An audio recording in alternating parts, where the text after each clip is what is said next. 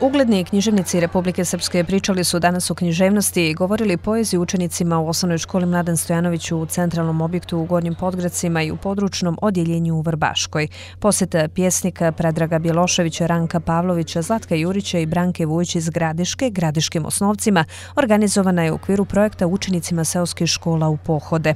Projekat Učenicima seoskih škola u pohode realizuje Centar za animaciju i lutkarstvo iz Banja Luke u saradnji sa Udruženjem književnika Republike Srpske i izdavačkom kućom za djecu i mlade Art Scena. Predsjednik Udruženja književnika Republike Srpske Predrag Bjelošević rekao je da je ovaj projekat od izuzetne važnosti. Seoske škole gotovo niko ne posjećuje i ovaj projekat Centra za animaciju i lutkarstvo iz Banja Luke rađen je sa kabinetom ministra bez portfelja u vladi Republike Srbije i zahvaljujući dakle ministarstvu tom iz Srbije i ministru Đorđu Miličeviću. Mi smo evo u posjeti učenicima seoskih osnovnih škola.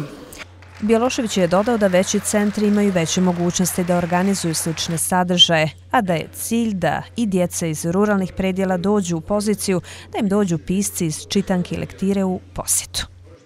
Pa djeca su u principu za sve zainteresovane, zato su djeca. Oni gledaju svojim malim radoznalim očima i očekuju kao u školi od svojih učitelja ono najbolje i najznačajnije, kao i od roditelja, tako i od nas koji dolazimo da im otkrijemo neke umjetničke sfere.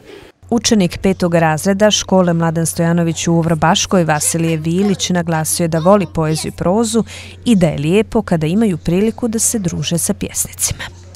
Nastica Biljana, ona je mene stavila u dramsku i meni se to baš svidlo i sad nastupam uvijek i baš mi se to svidlo da recitujem, da pjevam i tako. Učenik 9. razreda Dario Popović, učesnik različitih konkursa, smatra da je velika čast imati priliku za druženje sa poznatim pjesnicima u školi. Dosad sam samo učio o njima, sada kada imam priliku da čujem nešto o njima i da nešto naučim, to je stvarno veliko iskustvo i nadam se da ću imati priliku još nekoliko puta da upoznam i da se pričam o njima. Ja mislim da je to stvarno jedna velika čast da su nas posjetili, pošto mi je manja škola, ali isto jako nam je drago, naša nastavnica, direktorica i mi volimo kada neko dođe i tako upoznamo se. Direktorica škole Mladen Stojanović Aleksandra Kodić navela je da ovu školu pohađa ukupno 310 učenika, od čega na nastavu u područnu školu u Vrbaškoj dolazi 180 đaka.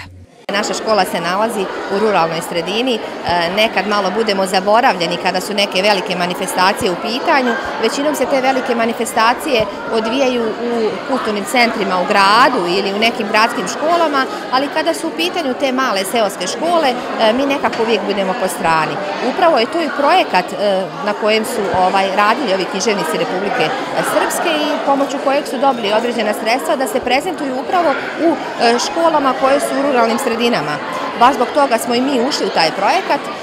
Svakako da je to veliki uspjeh i za nas, prvo za mene kao rukovodioca što su izabrali baš našu školu, dakle pretpostavljam da je to zbog različitih konkursa na kojima naši učenici učestvuju. Inače, bilo koji konkurs da bude, bez obzira što smo mi tako malo dalje od tih svih dešavanja, imamo informaciju kada su konkursi i naši učenici učestvuju na tim konkursima i mogu da vam kažem sa nekom velikom radošću da osvajaju određene nagrade.